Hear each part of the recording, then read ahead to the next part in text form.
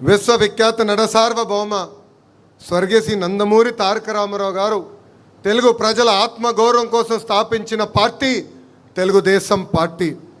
తెలుగు జాతిని ప్రపంచం పట్టంలో పెట్టిన ఒకే ఒక లెజెండ్ మన నాయకుడు చంద్రబాబు నాయుడు గారు.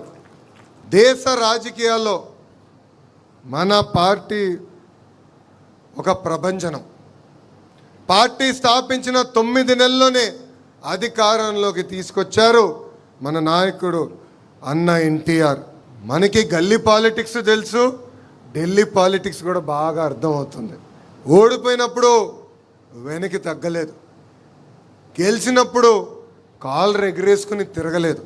నిత్యం ప్రజలకు అందుబాటులో ఉంటూ ప్రజల సమస్యలు పరిష్కరించిన పార్టీ ఒక తెలుగుదేశం పార్టీ. 44 ఏళ్ళ గొప్ప చరిత్ర ఉన్న పార్టీ మనది. అలాంటి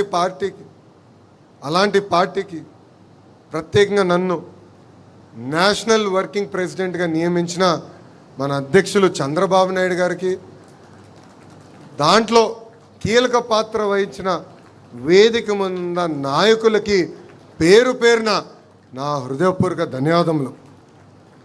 ఒక మాటలో చెప్పాలంటే నాకు బాధ్యత పెరిగింది. యువగలం పాదయాత్రలో మిమ్మల్ని అందరినీ కలుసుకుంటూ మీ సమస్యలు వింటూ ఇప్పుడు అధికారంలోకి వచ్చిన తర్వాత ఆ సమస్యలు పరిష్కరించే దిశగా నేను పనిచేస్తూ వచ్చా. వాస్తవంగా చెప్పాలంటే ఈ పదవి అనౌన్స్ చేసినప్పుడు నేను చంద్రగిరి నియోజకవర్గంలో ఉన్నా.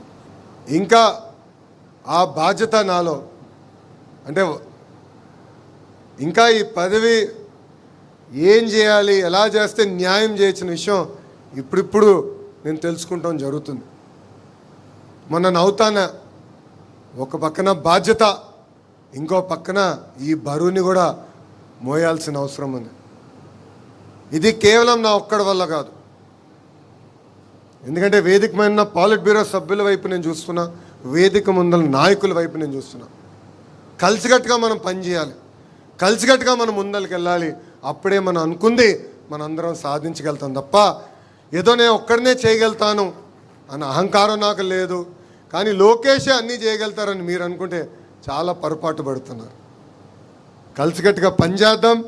ఏ ఆశయాలతో అయితే మన పార్టీని ఆనాడు విశ్వవిఖ్యాత నట సార్వభౌమ స్వర్గీయ శ్రీ నందమూరి తారక రామారావు గారు స్థాపించారో ఆ ఆశయాలతో మనం అందరం కలిసికట్టుగా ముందరికి నడవాలని ఈ సభాముఖం మిమ్మల్ని అందరినీ కోరుతున్నాం.